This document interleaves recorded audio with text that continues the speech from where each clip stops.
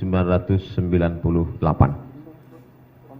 tahun yang lalu, kondisi saya sama seperti kalian pagi ini.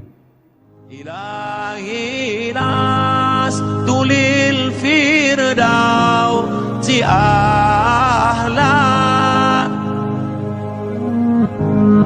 wala aqwa alan naril jahim. Assalamualaikum. Perasaan saya 22 tahun yang lalu seperti kalian hari ini. Ketika itu 100 anak Indonesia dapat beasiswa Al-Azhar. Nama saya ada di sana, tapi tidak sebahagia kalian.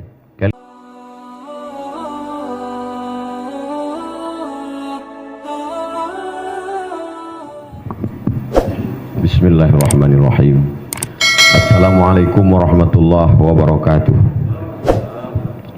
Alhamdulillah wassalatu wassalamu ala Rasulillah Sayyidina wa maulana Muhammad ibn Abdillah wa ala alihi wa sahbihi wa man da'a bida'watihi wa istanna bisunnatihi ila yaumi liqa'i rabbih Sayyidi al-Habib Ja'far al-Habshi wa Sayyidi al-Habib Abdullah al-Habshi nawartuma hadzal balad matta'ana Allah bituli umurikuma ja'ma'anallahu ma'al Habibil Mustafa fi jannatihil ula. Yang sama-sama kita hormati Bapak Wakil Gubernur Kalimantan Timur, Bapak Kepala Kantor Kementerian Agama, Ketua Majelis Ulama Indonesia, Bapak Kapolres, tokoh-tokoh yang tidak dapat saya sebutkan satu persatu, insya Allah kita semua dimuliakan Allah Subhanahu wa Ta'ala. Amin ya Rabbal Alamin.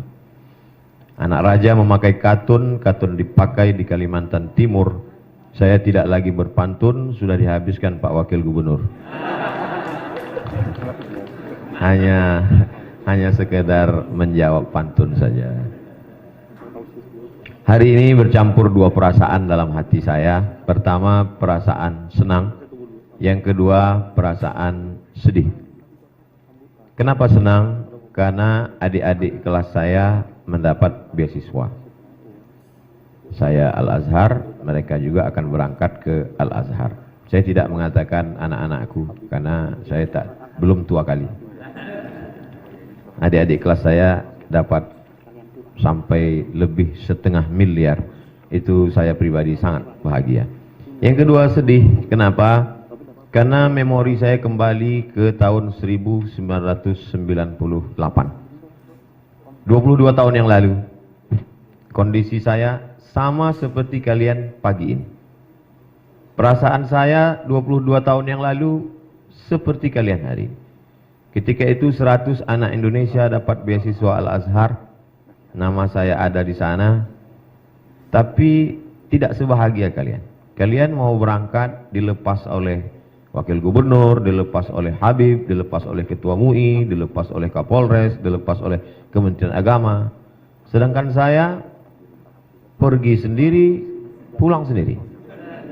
Pergi tak diantar, pulang tak dijemput. Lalu kemudian memang nasib malang tak dapat ditolak, untung tak dapat diraih. Tahun 97 terjadi krisis moneter. Maka yang sebelumnya $1 itu Rp2.000, tepat pada saat saya berangkat 98, $1 itu Rp17.000. Jadi waktu itu yang mendapat beasiswa 100 orang, yang bisa berangkat hanya 74 orang. Yang lain tidak bisa menanggung ongkos biaya. Lalu kemudian berangkatlah kami pada tanggal 5 September 1998. 5 September 1998 sampailah ke Kairo. Sampai di sana kalian hari ini nanti kalau sampai di Kairo punya sekretariat Kekeluargaan Mahasiswa Kalimantan, KMKM namanya. Ingat itu singkatannya, Kekeluargaan Mahasiswa Kalimantan. Karena ada orang yang memplesetkan KMKM, kumpul makan, kumpul makan.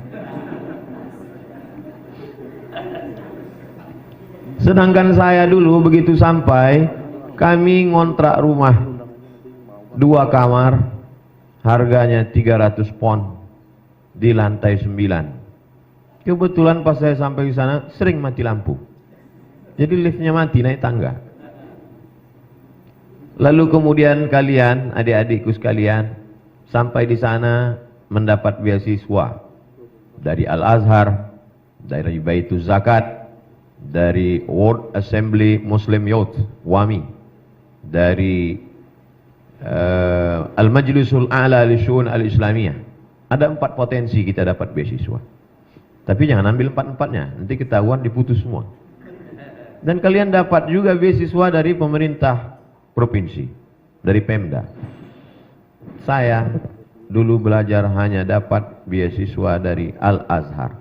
162 pon, 50 pon untuk sewa rumah, 50 pon untuk makan, tinggal 62 pon. Disitulah semua ongkos taksi, ongkos bis, beli diktat dan lain sebagainya. Saya ceritakan ini supaya kita ada perbandingan. Karena kalau tidak saya ceritakan begini, nanti adik-adik merasa paling sulit, paling susah, paling payah. Khawatir saya nanti kalian pergi ke tepi sungai Nil. Jadi ini yamsaskum qarhun faqad massal qauma qarhum mithluh.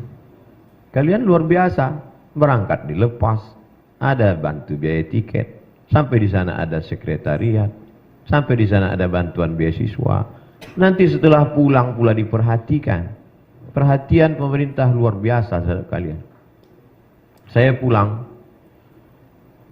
karena mungkin ya itu tadi, karena dari awal itu akhirnya saya pulang, saya melamar di tempat banyak lamaran. Salah satu lamaran itu menerima saya. Datanglah surat ke rumah dari College University Perguruan Agama, namanya KUPUS. College University Perguruan Agama KUPUS, B ujungnya KUPUS, College University Perguruan Agama Brunei Darussalam. Saya diterima kontrak 2 tahun. Saya sampaikan ke almarhumah ibu saya, "Mak, aku dapat kontrak jadi dosen 2 tahun di Brunei Darussalam. Aku pergi atau tetap di kampung?" Kata dia, "Sejauh manapun kau pergi, sebanyak manapun duit yang kau dapat, hidup ini cuma 2, makan pakai. Tak lebih dari 2. Apa yang kau kejar? Baguslah tetap di kampung ini, kau mendidik umat." Jadi maksud saya, adik-adik yang sudah dilepas, dibiayai, ada sekretariat, disediakan beasiswa, jangan nanti baliknya ke kampung orang lain. Andai saya pergi ke kampung orang lain, nggak salah, karena memang saya nggak dibiayai. Tapi kalau sampai kalian pergi ke kampung orang lain, dosanya 2 kali lipat. Satu provinsi menyumpah kalian. Nanti pulang, sebesar apapun tawaran di tempat lain, ingatlah cakap saya ini. Nanti kalian pulang akan menjadi doktor pakar tafsir, doktor pakar hadis, doktor usul fikih. Tawaran-tawaran berdatangan. Ingat, dulu waktu almarhum Nur Somad melepas kami. Mestinya kalian sedih, jangan ketawa.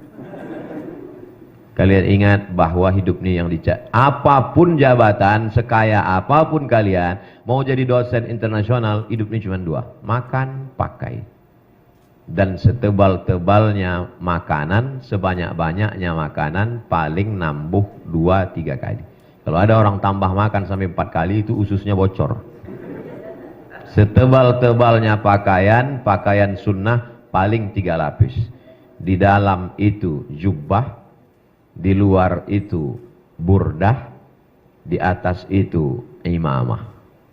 Itulah pakaian dipakai Habib, sunnah. Di dalam jubbah, dibalut dengan burdah, di tengkuk rida, di atas imamah. Kalau sampai lebih daripada itu bukan ulama, demam. Hidup ini tak lebih daripada itu. Cuman makan dan pakai. Apa yang mau dikejar? Falaula nafara min kulli firqatin minhum. Oh, jadi Ustadz tidak didapat ongkos, tidak dapat beasiswa itu Ustadz marah? Enggak, saya tak marah, saya husnuzon.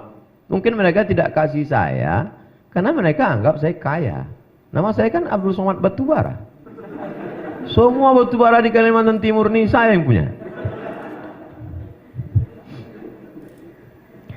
Andailah mereka kasih dulu saya beasiswa, mungkin saya nggak jadi selesai kuliah, karena saya sibuk pacaran di Kairo. Duit banyak kan? 4 tahun saya di Mesir, nggak pernah pacaran. Kenapa? Karena perempuan nggak mau sama orang nggak punya duit. Saya lebih serius belajar. Saya selesaikan Masuk saya ke Al-Azhar bulan September 98.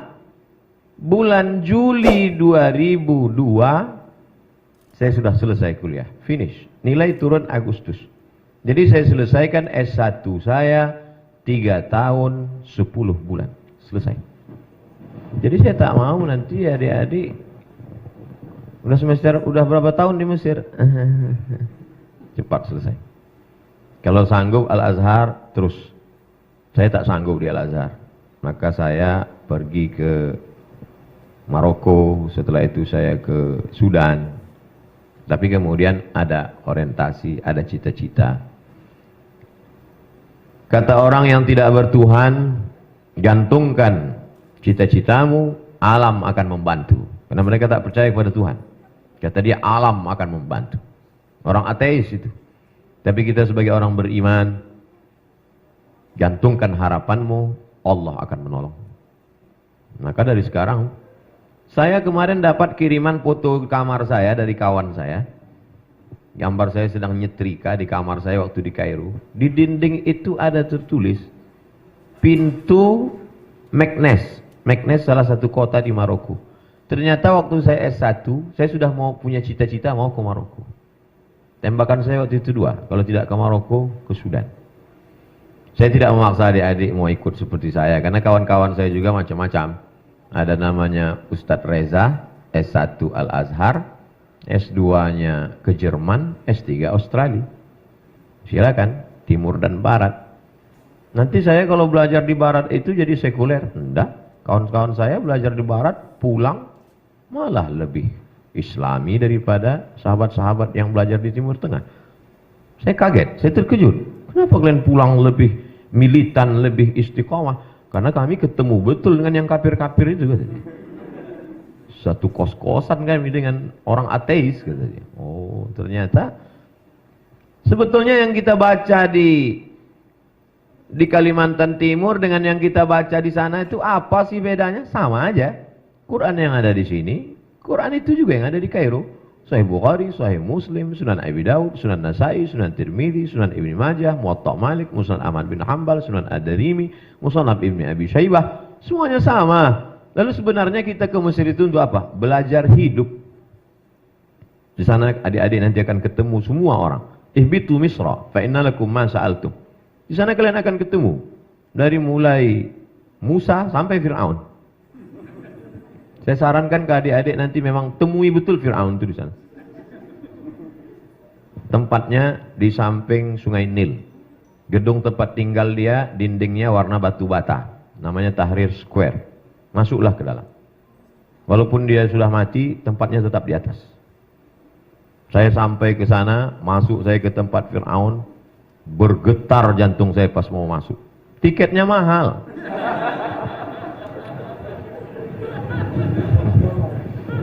Sampai ke dalam, tidak boleh foto. Mamnu' taswir. No take picture. Tak boleh ambil foto. Itu makanya saya setiap ketemu sama saya jamaah, boleh foto Pak Ustaz? Foto. Saya takut bilang, nggak boleh foto kayak Fir'aun aja.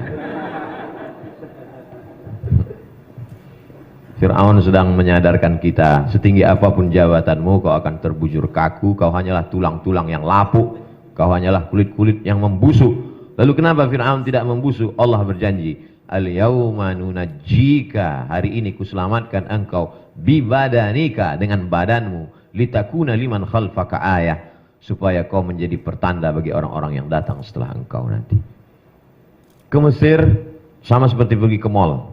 Kalau kita mau pergi ke mall, mesti kita tetapkan target, saya pulang bawa apa. Kalau mau ke mall itu cari buku, kebetulan ada toko buku dalam mall, fokus dapat buku, pulang. Karena kalau tidak kita akan pergi ke lantai 1, lantai 2, sibuk main game, akhirnya waktu habis mall tutup, buku tak terbeli. Saya sarankan fokus pada 5 poin. Yang pertama, sukses studi. Sukses studi, S1, LC, S2, MA, S3, doktor. Dapat 3-3-nya, bagus. Bahkan ada yang sampai dapat 4. S1, S2, S3, istri, anak. Afdal. Sukses tadi. Yang kedua, sukses talaqi. Ijazah itu mangkoknya. Talaqi itu isinya masyarakat Kalimantan Timur menunggu ledakan bom atom yang akan pulang. Akan pulang alumni Al-Azhar, LC, MA, doktor. Mereka menunggu hafalan Qur'anmu. Mereka menunggu bacaan kitabmu. Mereka menunggu kau menggelegar. Tiba-tiba kau disuruh maju jadi imam ke depan. Mereka sudah menunggu ayat apa yang kau baca. Tiba-tiba, ghairil maghdubi alaihim waladdallin. Amin. Inna a'tai. Kata dia. Hebat lagi imam kecamatan kami, kata dia. Sukses talaqi. Kalau di sini kau sudah talaqi baca Quran qiraat Hafs an Asim, talaqi qiraat Warsh, talaqi qiraat Qumbul, talaqi qiraat Ibnu Katsir, banyak qiraat. Selama ini baca hadis hanya dari buku, namanya wijadah. Maka mulailah engkau pakai sama, simak, mendengar langsung. Sampai kau bisa meriwayatkannya haddatsana wa akhbarana wa amba'ana. Qala al-Imam Syafi'i, Imam Syafi'i berkata, "Ila qara'a 'alaika faqul haddatsana wa idza qara'ta 'alaihi faqul akhbarana." Kalau engkau yang membacakan hadis itu, maka saat meriwayatkannya kau katakan akhbarana. Tapi saat itu gurumu membaca lalu kau mendengar, maka saat meriwayatkannya katakanlah haddatsana. Talaqi hadis kepada para masyayikh. Di sana ada Syekh Muhammad Abu Hashim, murid Sayyid Muhammad Alawi bin Abbas Al-Hasani Al-Maliki. Di sana ada Syekh Ali Jum'ah. Ada sanad dari belahan barat Syekh Abdullah bin Siddiq Al-Ghumari. Ada sanad dari belahan timur Syekh Yasin Al-Fadani. Kedua sanad ini bertemu dalam kepala Syekh Ali Jum'ah. Syekh Abdullah bin Siddiq Al-Ghumari menulis satu kitab sirah dzatiyah, biografi dia. Ditulisnya di situ min talamidhi, di antara murid-muridku adalah Syekh Ali Jum'at kana karimal khuluqi. Ali Jum'ah adalah muridku dan akhlakul karimahnya luar biasa. Talaqi dengan mereka. Datanglah Syekh Albani mengatakan hadza haditsun dhaif, hadza haditsun dhaif, hadza haditsun dhaif. Datang Syekh Mahmud Said Mamduh. Apa kata beliau? Bal sahih bijami'i syawahidihi wa mutaba'atihi. Ternyata Syekh Albani baru membaca satu tarik jalur lalu dia hukumkan hadis itu dhaif. Sementara hadis itu ada syawahid dan mutaba'atnya. Irtaqat darajatuhu ila haditsil hasan. Derajatnya bisa naik kepada hadis hasan. Maka dibahaslah itu oleh Syekh Mahmud Said Mamduh dalam kitab At-Ta'rif bi Awhami man qassama sunan baina sahih wa dhaif. 7 jilid. Orang yang masih hidup di Mesir. Maka talaqi. Bulan Juli habis ujian, Agustus, September, 3 bulan libur, habiskan waktu untuk talaqi. Pasang target. Libur semester 1, khatam Sahih Bukhari, Sahih Muslim. Libur semester 2, khatam kitab ini. Saya tak ingin mendengar gimana kabar anak-anak Kalimantan Timur di Kairo waktu Juli Agustus. Alhamdulillah Ustaz, dapat tiket pulang semua. Sukses studi LCMA doktor. Sukses talaqi. Nanti kalau kalian talaqi berijazah, nanti pulang ke Samarinda kalian pede untuk buka majelis. Majelis apa yang ada di sana? Majelis Arba'in Nawawi. Sanadmu bersambung kepada Imam Nawawi. Majelis apa di sana? Majelis Bulughul Maram. Sanadmu bersambung kepada Al-Hafiz Ibnu Hajar Al-Asqalani. Sanad kitab apa? Di sana mengkaji tentang At-Targhib wa Tarhib. Sanadmu bersambung kepada Al-Hafiz Al-Munziri. Di sana apa? Di sana Al-Adhkar. Sanadmu bersambung kepada Imam An-Nawawi. Dengan itu ada ikatan emosional. Melanjutkan tradisi ulama Ahlus Sunnah wal Jamaah. Yang ketiga, sukses metodologi. Metodologi pengajaran bahasa Arab untuk orang non-Arab. Karena nanti ketika kita pulang ke kampung halaman, kita diminta ke kampus untuk ngajar bahasa Arab. Sedangkan kita dari Fakultas Usuluddin, Fakultas Syariah. Kita tidak bilang kita bahasa Arab. Apalagi mengajarkan bahasa Arab, itu ada metode caranya. Dan di sana ada itu. Ambil kursus pengajaran metodologi. Metodologi tahfiz Quran. Macam-macam metode ada di Kairo. Karena nanti setelah pulang kita akan buka rumah Quran, TK Quran, SD Quran, SMP Quran, SMA Quran. Bagaimana kita mau mengajarkan? Memang kita di Al-Azhar diwajibkan ngapal Quran. 1 tahun 2 juz kami dulu. Tapi nanti cara menghafalnya, cara membuat anak-anak menjadi hafal, kita tak punya metodenya. Pelajari itu, ada metode tabarok. Macam-macam metode yang terkenal. Jangan sampai ketika kita pulang, kita tak membawa apa-apa. Yang kita bawa cuma tokmiyah bil bait. Yang keempat, sukses organisasi. Aktif nanti di PPMI, Persatuan Pelajar Mahasiswa Indonesia, aktif nanti di PCNU, aktif di Muhammadiyah, aktif di KMKM, aktif di lembaga kajian tafsir, kajian fikih, usul fikih. Untuk apa? Supaya terbiasa berorganisasi. Mana tahu nanti pulang jadi ustadz, tiba-tiba dicalonkan orang jadi presiden. Jadi kita sudah tidak gagap lagi secara organisasi. Mana tahu pulang nanti tiba-tiba bisa jadi anggota legislatif. Kita bagi-bagi peran. Tidak selamanya dakwah ini selesai hanya dengan ceramah. Buktinya dengan ceramah, mari kita tolong Timur Tengah, mari kita bantu mahasiswa yang mau ke Mesir. Enggak selesai. Tapi dengan kekuasaan, enggak perlu ceramah, tanda tangan, keluar 500 miliar. Itu baru 1 tanda tangan, kalau sampai 3 kali. Sukses studi, sukses talaqi, sukses metodologi, sukses organisasi, yang terakhir adalah sukses komunikasi. Tak ada gunanya banyak ilmu tapi komunikasimu jelek. Apa kata orang? Aku salut dengan dia itu. S1, S2, S3 Azhar, hafal Quran, tapi sombongnya minta ampun. Cukuplah sekali jumpa sama dia, mau muntah aku nih mukanya. Komunikasi kita mesti baik. Belajar. Alhamdulillah nanti adik-adik selama di sana ketemu dengan semua orang. Jumpa orang Aceh, jumpa orang Jawa, jumpa orang Sunda, jumpa orang Makassar, jumpa orang Banjar, tak usah ke sana, sini banyak. Jumpa dengan orang Melayu. Dengan berbagai macam karakternya ada. Anak-anak KPMJB, Kekeluargaan Masyarakat Jawa Barat. Orangnya lembut-lembut, sampai nggak kedengaran suaranya. Apa kabar? Ketemu pula sama orang Medan.